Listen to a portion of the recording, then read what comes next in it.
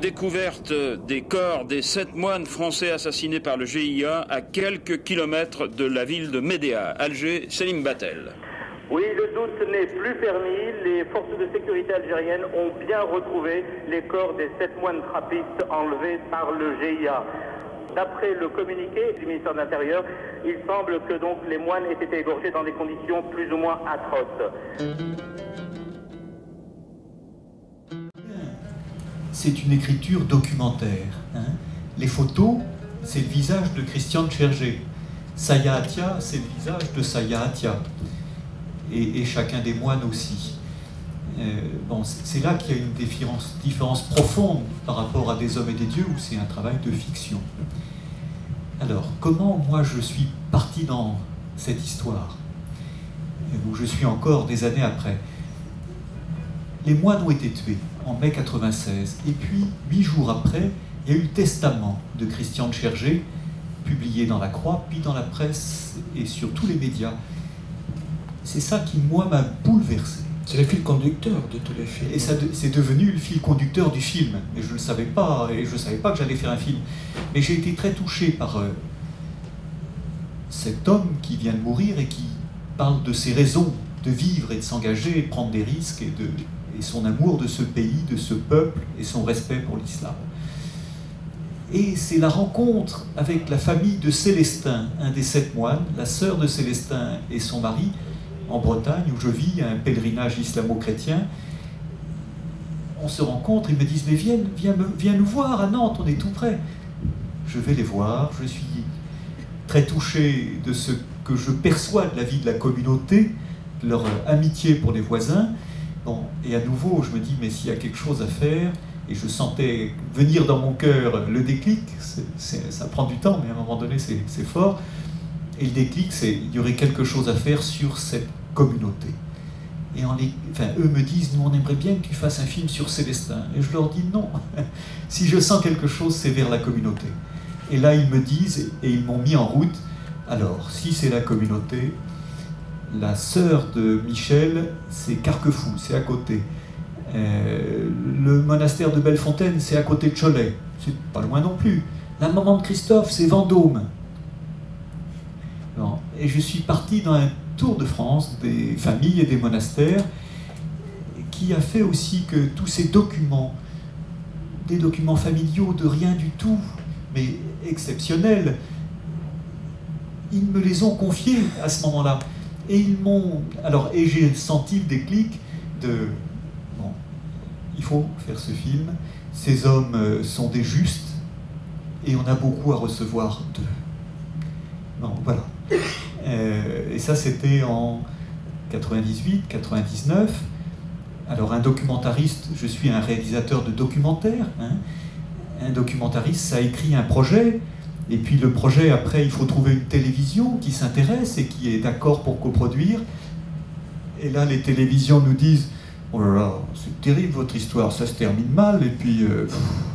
non, ça intéresse qu'un tout petit public. » Mais alors, vous nous feriez quelque chose sur les GIA ou les services secrets, là, ça nous intéresserait par rapport à Tibéri. Ah non, c'est pas notre projet. Bon. Et donc, ça a été un peu difficile de monter ce projet, et finalement, c'est l'approche du 10e anniversaire en 2006 qui nous a permis de trouver les moyens et d'aller en Algérie. Bon. Et là encore, le documentariste, c'est des outils légers, heureusement. J'aurais demandé une autorisation, je l'attendrai encore, donc j'ai pas choisi de ne pas demander d'autorisation, d'aller en Algérie très discrètement avec ma caméra. À chaque fois à l'aéroport, ça a été un peu rocambolesque, mais bon, j'avais la sérénité en moi, je savais que j'avais ça à faire, et quand on me disait « mais c'est quoi ce que vous avez là? C'est une caméra ?» « Ah non, c'est un caméscope. » « Ah bon, c'est un caméscope ?» Puis à la fin, le douanier me regardait le sac. Bon, allez, si c'est un caméscope, allez-y. Et c'est ça la légèreté du documentariste. Et toute tous mes efforts, c'était de recueillir la parole des amis des moines. Pardonnez-moi quand vous dites légèreté, ce qu'on ressent tous les temps à travers ce film, qui parle de quelque chose de très lourd, très profond, c'est la légèreté aussi. C'est tout à fait étonnant. Alors, plusieurs personnes m'ont dit, on a vu des hommes et des dieux, et on voit ton film, et alors c'est étonnant, parce que dans des hommes et des dieux, il y a une gravité constante dans les visages, et ce qui nous touche en voyant les photos des moines, les vraies photos des moines, c'est leur sourire. C'est la vie. C'est la vie. Oui. Bon, voilà. Quand on voit les films, on a l'impression souvent dans les clichés, dans l'image d'Épinal, que les moines passent toute leur journée à prier. Ils vont raconter autre chose de complètement différente. Ils vont leur donner une âme, une vie tout à fait incroyable. Pourquoi? Oui, c'est vrai que votre film des dieux et des hommes ont pour moi l'immense mérite de montrer la condition humaine du moine. C'est vrai, c'est fondamental de les montrer dans leurs conditions quotidiennes, matérielles. Dans le film de Xavier Beauvois, le film commence pendant une demi-heure, si vous l'avez vu, c'est vraiment, on se demande, il ne se passe rien. Je veux dire, on voit un moine balayer un couloir, on en voit un autre dans un jardin, on voit des moines à la cuisine, et on se dit, bon, quelle vie héroïque!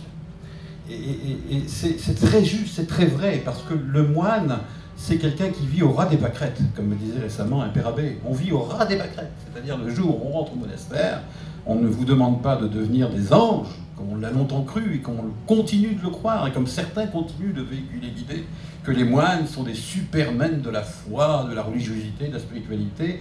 Et il n'y a pas parfois plus impie qu'un moine, parce que tous les jours, s'exercer à penser à Dieu, chapeau, c'est pas facile, c'est pas évident, parce que tout moine, eh bien, il a mal aux dents, tout moine, un jour, il est mal luné, et tout moine est confronté à ce défi, qui est le nôtre aussi dans la société, qui est de accepter l'autre, accepter la différence de l'autre, qui plus est quand vous vivez cloîtré toute votre vie avec quelqu'un que vous n'avez pas choisi et avec qui il va falloir dire que vous êtes un frère.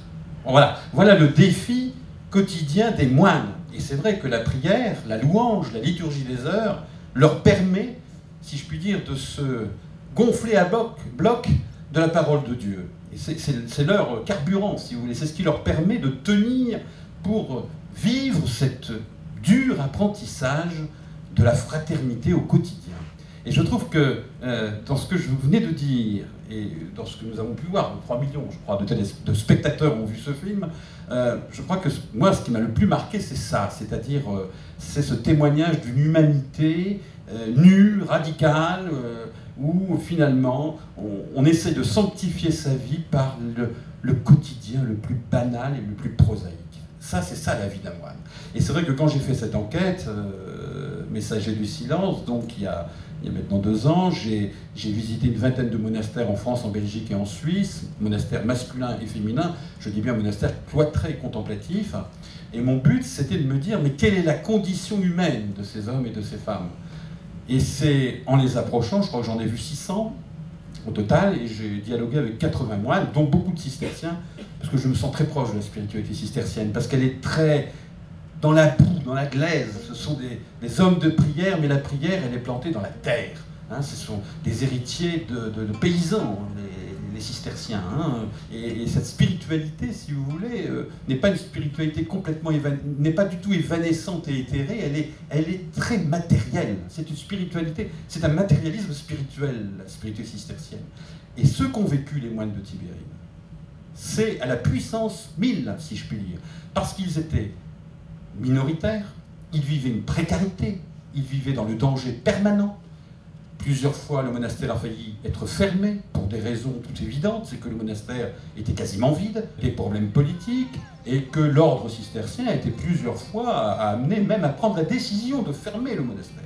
Et c'est grâce à Monseigneur Duval, le cardinal d'Alger, et aussi aux habitants qui ont dit « Mais nous, on veut que les moines restent là, on veut que les moines chrétiens restent dans notre terre musulmane, parce que ce sont des amis, on a besoin d'eux déjà à l'époque. » Et les moines sont restés là. Les moines sont restés là malgré toutes ces vicissitudes. Et là, du coup, ils portent un superbe témoignage. C'est-à-dire que... Mais justement, les mots de témoignage est essentiel. Le témoignage, c'est ça qu'en grec, c'est martyr. Hein. Voilà, justement. C'est ça. Quel est l'essence qui vous donnez à ce mot-là, témoignage? Eh ben, concernant Tibérine. Ce sont des vrais témoins Ce sont des... Est-ce qu'ils voulaient être des martyrs aussi? Non, je ne pense pas. Non, non, absolument pas. Je crois que quand vous relisez notamment les écrits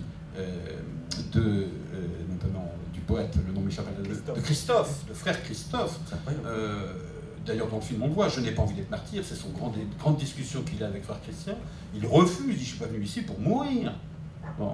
Mais je crois que leur désir, ça a été d'aimer jusqu'au bout.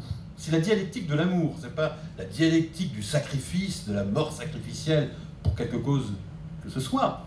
C'est mourir d'aimer jusqu'au bout, aller jusqu'au bout d'un amour qui était vécu au quotidien avec ces villageois qui étaient autour d'eux. Et je trouve que frère Luc incarne très très bien cette sollicitude, cette bienveillance, cet accueil des hommes de la plaine et des hommes de la montagne. Il n'y avait pas de distinction parce que le moine est un homme complètement libre. Il n'appartient à personne si ce n'est à Dieu. Il est possesseur de rien. Il n'a même plus son nom d'origine puisqu'il a un nouveau nom, le nom de religion. Rien ne lui appartient. Il appartient à Dieu. Il a tout donné. Il a tout donné, le moine de la Moniade. Donc il est complètement libre, je dirais même au sein de l'Église, pour être un pont. Il n'y a pas de problème théologique qui peuvent l'empêcher de venir créer une relation avec un bouddhiste, avec un musulman, en l'occurrence là en Algérie, ou avec des shintoïstes. Vous savez que les pionniers du dialogue interreligieux au XXe siècle, ce sont les moines. Les premiers à avoir dressé des ponts, je reprends l'expression, avec notamment des bouddhistes ou des hindous, en l'occurrence, c'était des moines bénédictins, notamment français, qui ont été des pionniers.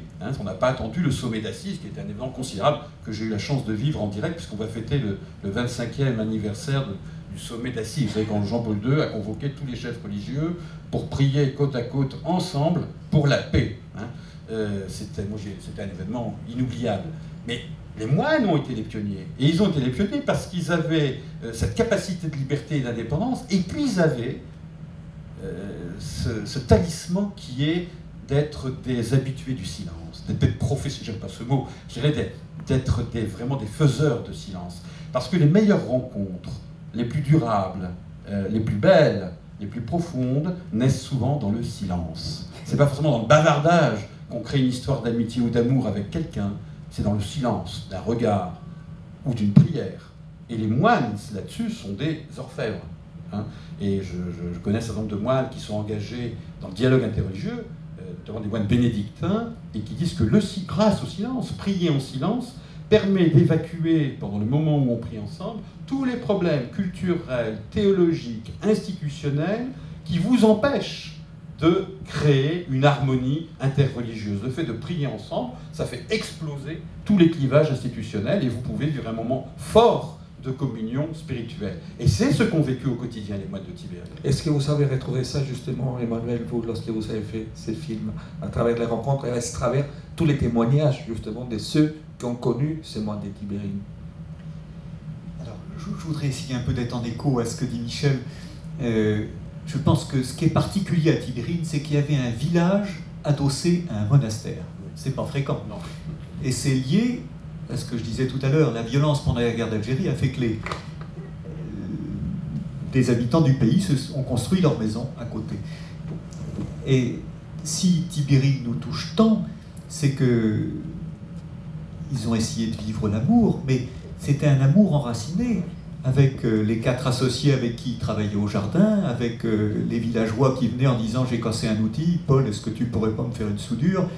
Avec Amédée qu'on venait voir en disant j'ai des soucis d'argent ou j'ai une peine de cœur. Amédée, c'était le grand-père aussi.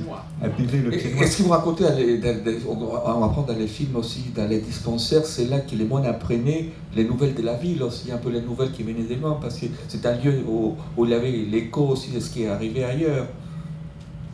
Alors, par rapport à la violence de la période, oui, le dispensaire était le lieu où la parole, où tout cela arrivait. Alors, je voudrais aussi reprendre en écho ce que disait Michel sur le dialogue intermonastique. Tibérine, cette toute petite communauté. Alors on dit que c'était facile pour eux d'accueillir les autres différents, leurs voisins musulmans, parce qu'ils s'étaient accueillis eux-mêmes entre eux si différents, et ils étaient très différents. Et c'est difficile cette unité, malgré les différences, avec les différences. Donc il y avait ça, mais il y avait une ouverture très grande. Le père Bernard Rérol, qui était un mariste, était venu peu de temps avant leur enlèvement leur faire une remise à niveau, ils appelaient ça, pendant plusieurs jours, sur le bouddhisme. Bon, il y avait vraiment une grande ouverture. Emmanuel Lévinas, qui est un philosophe, un penseur, mais qui ne cache pas qu'il est aussi juif, Emmanuel Lévinas a nourri la pensée, la spiritualité de Christian Christophe, et ils ont partagé ça tous ensemble. C'était un lieu très vivant.